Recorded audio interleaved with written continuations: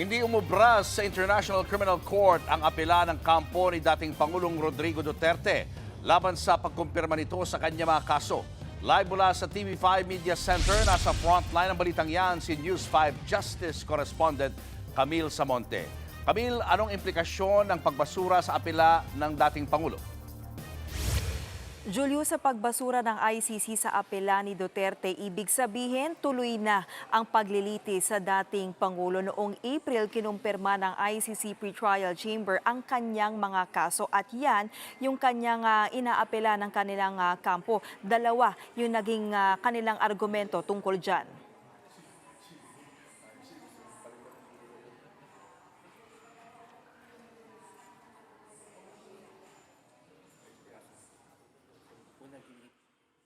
Una, iginiit ng kanyang defense team na masyadong maluwag o hindi solid yung pagkakabuo sa kaso. Ibig sabihin, hindi raw malinaw kung ano mismo yung mga aligasyon laban sa dating Pangulo. Pangalawa, hindi raw naipaliwanag ng pretrial chamber kung pinagtibay ng ebidensya ang kaso. Pero sagot dyan ng ICC, malinaw ang saklaw ng kaso laban kay Duterte. Nakadetalye rin daw ang mga panahon at lugar ng krimen at kung sino yung mga biktima ang mga sangkot dito. Ipinaliwanag din ng ICC na hindi pa full trial ang confirmation of charges kaya hindi kailangan himayin ang bawat ebidensya. Ang dinesisyonan pa lang daw dito ay kung may sapat na basihan para ituloy sa paglilitis ang kaso.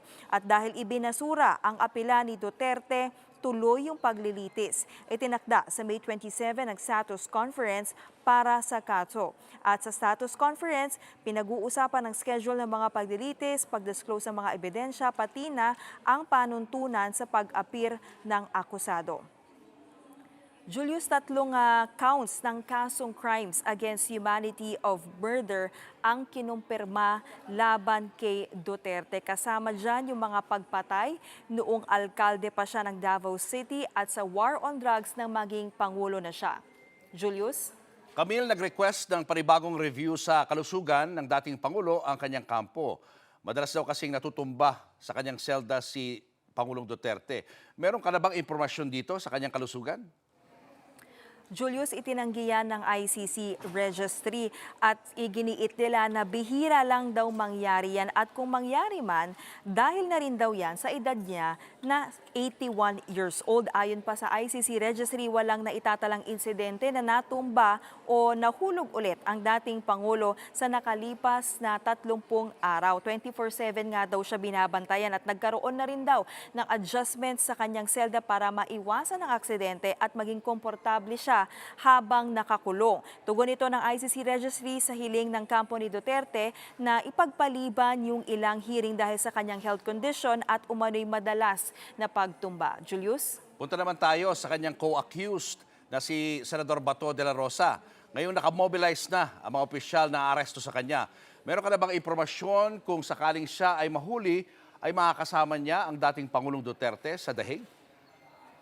Julius, ayon kay NBI Director Melvin Matibag, posibleng dalhin muna sa Department of Justice si Senator Bato kapag naaresto na siya. Ang DOJ, ang pangunahing ahensya ng gobyerno na humahawak sa usapin ng international legal cooperation ng Pilipinas. Pero tumanggi muna na magbigay ng detalye ang DOJ sa magiging proseso kapag nahuli na yung senador at hindi rin direktang sinagot ng DOJ kung agad ba siyang dadalhin at isusuko sa ICC sa dahig. Balik sa iyo, Julius. Maraming salamat, Camille Samonte.